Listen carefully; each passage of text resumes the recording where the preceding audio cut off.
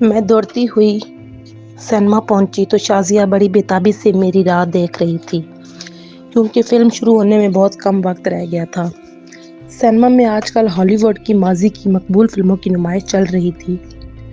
انہوں نے ماضی میں ریکارڈ بزنس کیا تھا، گو کہ ان فلموں کی سیڈیز دستیاب تھیں، لیکن بڑی اسکرین پر فلم دیکھنے کا جو مزہ تھا وہ چھوٹے اسکرین پر کہاں۔ شازیہ جیمز بانڈ کی بڑی شیدائی تھی۔ جب سینما میں جیمز بانڈ کی فلم لگی تو اس کا دل مچل اٹھا۔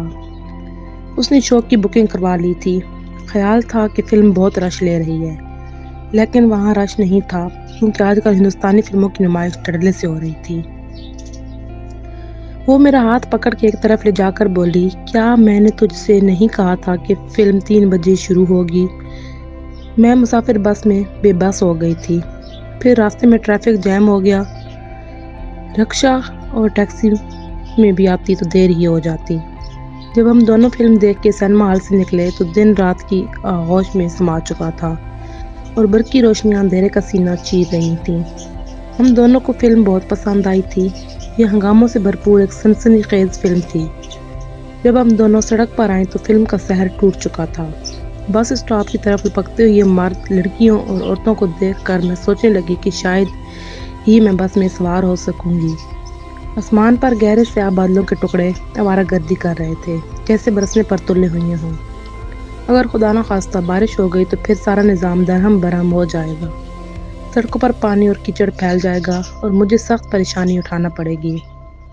میں اور شازیہ ایک دوسرے کا ہاتھ تھامے ذرا سنبھل کر چل رہی تھیں۔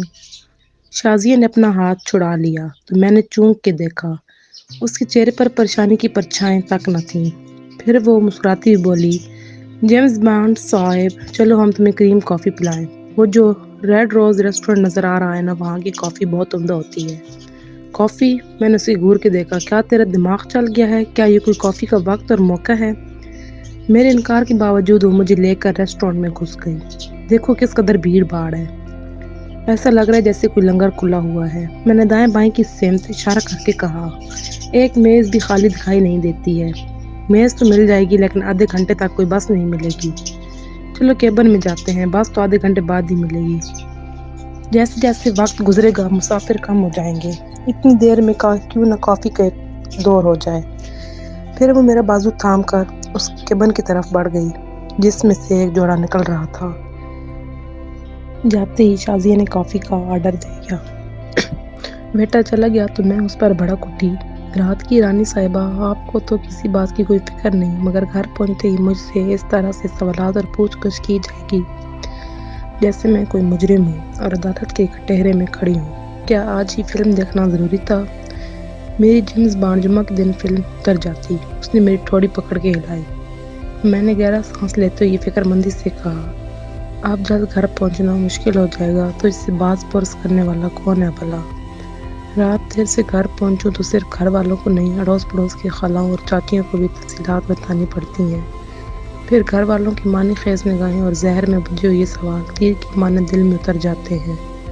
جب تک ان کی تسلی نہ ہو ان تیروں کی بارش ہوتی رہتی ہے، گویا تمام گھر میں نہیں جہنم میں قدم رکھتی ہو، دنیا کہاں سے کہاں پہنچ گئی، تمہارے گھر والے وہی ہیں۔ اس بات ہی کا تو رونا ہے، میں کہتے کہتے رک گئی کیونکہ ویٹر کافی لے آیا تھا۔ جب وہ چلا گیا تو میں نے کہا کہ گھر کا ہر مرد میرے لیے دیوار بنا ہوا ہے، تو یہ دیواریں گرا کیوں نہیں دیتی؟ شازیہ نے تلخ لہجے میں کہا، آخر تو گھر چلا رہی ہے، ملازمت کرتی ہے، کماتی ہے، کیا کچھ بھی تجھے نصیب نہیں ہے؟ تیری تو ہر طرح سے عزت اور قدر کرنی چاہیے۔ میں بڑی کمزور اور بے بس سی لڑکی ہوں، میرے لیے ان دیواروں کو گرانا آسان نہیں ہے۔ میری آواز بھرا سی گئی، مجھے تو تجھ پر رشک آتا ہے۔ رشک کی بات ہی تو تھی، شازیہ نے جو دنیا بسائی ہوئی تھی وہ اس کی اپنی تھی۔ وہ اس قسم کی فکروں سے آزاد اور بے نیاز، بے پرواہ تھی۔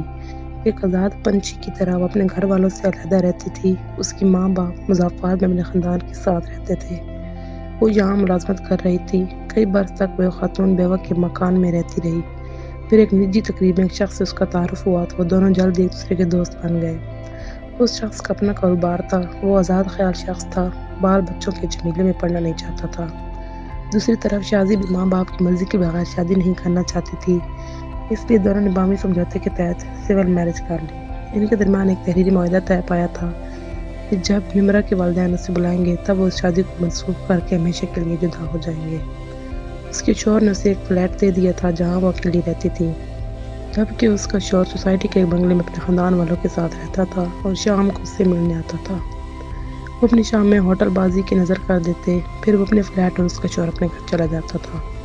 وہ اکثر اس کے فلیٹ میں آتا مگر رات 12 بجے کے بعد فوراً چلا جاتا تھا۔ شازیہ اپنی زندگی سے بے حد خوش تھی۔ اس نے کبھی سوچا بھی نہیں تھا کہ وہ اتنے اطمینان اور شاہانہ انداز سے زندگی گزار سکتی ہے۔ وہ اپنی تمام تنخواہ گھر بھیج دیتی تھی کیونکہ اس کا تمام خرچ تو اس کا شوہر اٹھاتا آ رہا تھا۔ وہ اتنی بڑی رقم ہوتی تھی کہ اس میں سے کچھ رقم پس انداز کر کے اپنے بینک اکاؤنٹ میں جمع کر دیتی تھی۔ اس کے شوہر کو کاروباری دورے سے جب کسی شہر یا باہر جانا ہوتا تو وہ ان دنوں میرے ساتھ پروگرام بنا لیتی۔ اس کا شوہر کئی دنوں سے لاہور سے نہیں لوٹا تھا، اس لیے اس نے میرے ساتھ فلم دیکھنے کا پروگرام بنا لیا تھا۔ میں صرف ایک بار اس کے فلیٹ پر گئی تھی۔ مجھے اس کے لیے بے فکر اور آمدہ زندگی پر اشک آتا تھا۔ ہم دونوں کی زندگی میں کتنا تضاد ہے۔ شازیہ کے رہن سہن رکھ رکھا اور اس کی باتوں سے فکر کی بو بھی نہیں آتی تھی۔ اس کی زندگی ایک آزاد پرندے کی سی تھی، اپنی مرضی مختار، ہر پابندی سے آزاد و بے نیاز۔ وہ کسی پرندے کی مانند چہچہاتی پھرتی تھی۔ ایک خوشحال شخص کی بیوی ہونے کا فخر بھی اسے حاصل تھا۔ دوسری طرف میں اپنی تمام خواہشات کی لاش اپنے ہی کندھے پر اٹھائے گھٹ گھٹ کر جی رہی تھی۔ کارخانہ کے ایک حادثہ میں میرے ابو ہاتھ کٹنے کے بعد جیتے جی مجھ سے ہمکنار رہے تھے۔ اس سنگین حادثے نے ایسا جھٹکا دیا تھا کہ گھر کے پرخچے اڑ گئے تھے۔ ادھر میں نے اپنی تعلیم میں عمل چھوڑ کے ٹائپنگ اور شارٹ ہینڈ اور ایک کمپیوٹر کورس کر کے گھر کا بوجھ اپنے نازک کندھوں پر اٹھا لیا تھا۔ میری چھوٹی بہن اور بھائی کی شادی کے بعد بھی میرے کندھوں سے بوجھ اتر نہ سکا، بلکہ اس میں اضافہ ہوتا گیا۔ میں اس دنیا میں خوش رہنا چاہتی تھی۔ ان سب کی فرمائشیں اور ضرورتیں کسی نہ کسی طرح پوری کر کے مجھے بے پناہ مسرت محسوس ہوتی تھی۔ دل ایک عجیب سی طمانینت محسوس کرتا تھا، جیسے میں کوئی چراغ ہوں جس کی روشنی میں سب کھڑے بھیگ رہے ہوں۔ لیکن جب کبھی میں شازیہ اور دوسری سہیلیوں کی زندگی میں جھانکتی تو میری آنکھیں چندیا سی جاتی، میرے دل پر تازیانہ سا لگتا۔ پھر مجھے بھی اس زندگی کے ٹھنڈے میٹھے آبشار کے چند گھونٹ پینے کی شدید خواہش ہوتی۔ میں ان سہیلیوں کی طرح دور، بہت دور نکل جانا چاہتی تھی، لیکن اس شہر میں رہتے ہوئے جہاں گھر والے، جاننے والے اور رشتہ داروں کی ایک فوج ہو، وہاں اتنا بڑا اور جرأت مندانہ قدم اٹھانا ممکن نہیں تھا۔ میز پر گلاس بجنے کے شور سے میرے خیالات کا سلسلہ ایک دم سے بکھر گیا۔ شازیہ شوق نظروں سے مجھے دیکھ رہی تھی، پھر وہ کھلکھلا کے ہنس پڑی۔ میرا جیمز بانڈ کہاں چلا گیا؟ تیرا جیمز بانڈ تو کل ہی لاہور سے آ رہا ہے، جلدی سے بل ادا کر، مجھے گھر جانا ہے۔ جب ہم دونوں ریسٹورانٹ سے نکل کر سڑک پار کرنے کے لیے فٹ پاتھ پر آئے تو ایک ٹویوٹا کرولا ہمارے سامنے آ رکی، جس کے اسٹیئرنگ پر بیٹھے آدمی سے ہم دونوں واقف تھیں۔ وہ ہمارے لیے اجنبی نہ تھا۔ آصف اسٹیئرنگ پر بیٹھا ہوا مجھے جیمز بانڈ کی طرح ہی لگا۔ اس نے بڑی شائستگی سے ہمیں لفٹ کی پیشکش کی۔ پہلے تو میں ہچکچائی، میں نے آصف تو کیا کبھی کسی بھی مرد سے لفٹ نہیں لی تھی، یہ پہلا اتفاق تھا۔ میری نظر آسمان کی طرف اٹھی، گھرے ہوئے سیاہ بادلوں، گھپ اندھیرے اور بارش کی رم جھم اسی لمحے شروع ہوئی تھی۔ پھر شازیہ کی خفگی بھری نگاہوں نے اس سنہرے موقع سے فائدہ اٹھانے پر مجبور کر دیا اور ہم دونوں کار میں جا بیٹھے۔ میں نے سوچا کہ شازیہ کو ویسے بھی کسی بات کا ڈر خوف ہے، وہ کا آزاد خیال ہو رہتا ہے، ایک رنگین تتلی کی مانند۔ اس کی کھلکھلاہٹ نے مجھے نامعلوم خوف سے باہر نکال دیا۔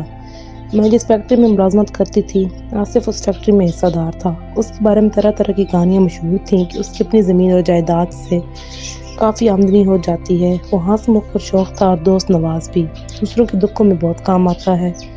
کیا آپ لوگ فلم دیکھ کر جا رہی تھیں؟ آصف نے سامنے سے نظریں ہٹا کر بولا۔ میں اس کی برابر والی سیٹ پر سکڑ سمٹ کے بیٹھی ہوئی تھی۔ جی ہاں، میرے بجائے شازیہ نے جواب دیا۔ ہماری مہارانی اور میں جیمز بانڈ کے ساتھ گھوم کے آ رہی ہیں۔ کیا آپ ہماری اور انڈین فلم نہیں دیکھتی ہیں؟ آصف نے اقبی آئینے میں شازیہ کو دیکھتے ہوئے پوچھا۔ میں انڈین فلمیں تو دیکھتی ہوں، لیکن مہارانی انگریزی فلمیں بڑے شوق سے دیکھتی ہے۔ آج ان کی خاطر مجھے اپنی پسند کی قربانی دینا پڑی۔ جھوٹ! میں نے ایک دم سے پلٹ کے شازیہ کو دیکھا۔ تم پر بھی جیمز بانڈ کا بھوت سوار تھا۔ سارا راستہ ہم دونوں میں نوک جھونک ہوتی رہی۔ آصف پہلے شازیہ کے گھر پہنچا، حالانکہ میرا گھر پہلے پڑتا تھا۔ پھر وہ مجھ سے میرے خاندان، کار اور ادھر ادھر کی باتیں کرتا رہا۔ اس کی شریفانہ گفتگو شائستہ اور مہذبانہ تھی، جس سے میری ساری ہچکچاہٹ دور ہو گئی۔ پھر مجھے اس سے کوئی خوف محسوس نہ ہوا۔ اس نے میرے کہنے پر مجھے میرے گھر سے کافی پہلے اتار دیا اور ہاتھ ہلاتا ہوا نظروں سے اوجھل ہو گیا۔ بارش اور ہوا تھم گئی تھی، پانی سڑکوں پر جمع ہو گیا تھا۔ میں رکشا میں گھنٹوں گھنٹوں پانی سے ہوتی ہوئی گھر پہنچی۔ ماں نے مجھے عجیب نظروں سے دیکھا، جیسے پوچھ رہی ہو کتنی تیز بارش میں تم بالکل بھی نہیں گیلی ہوئی۔ ان کی مشکوک اور قہرآلود نگاہوں سے بچنے کے لیے میں تیزی سے باتھ روم میں گھس گئی۔ جب میں منہ ہاتھ دھو کر اور لباس بدل کے آئی تو ماں میرے لیے چائے اور پکوڑے لے آئی۔ میں نے ایک پکوڑا منہ میں رکھ کے چائے کا گھونٹ لیا تھا کہ بھابھی سامنے آ کر بیٹھ گئی اور ترکش سے ایک زہریلا تیل چلایا۔ آج آپ نے اتنی دیر کیوں کر دی ہے باجی؟ میں نے ایک اور پکوڑا اٹھا کے منہ میں رکھا اور جواب دیا، ٹریفک جام میں بس پھنس گئی تھی۔ حیرت ہے، اتنی تیز بارش میں بالکل بھی گیلی نہیں ہوئی۔ ویسے اچھا ہی ہوا، ورنہ سارا راستہ آپ کو شرمندگی اٹھانا پڑتی۔ اللہ کا بڑا کرم ہے، ٹریفک جام میں پھنس جانا اچھا ہوا۔ یہاں جب بس سے اتری تو بارش بالکل تھم چکی تھی۔ راستے میں اتنا پانی اور کیچڑ تھا کہ رکشا کر کے گھر آئی۔ میں نے بڑے ضبط و تحمل سے جواب دیا۔ میں کہتی بھی کیا، اسے کس طرح سمجھاتی؟ جو اندر ہی اندر غصہ بھی آ رہا تھا۔ آخر یہ لوگ کیوں میرے پیچھے ہاتھ دھو کر پڑے رہتے ہیں؟ کیوں میرے ساتھ اس انداز سے پیش آتے ہیں؟ پارٹ 1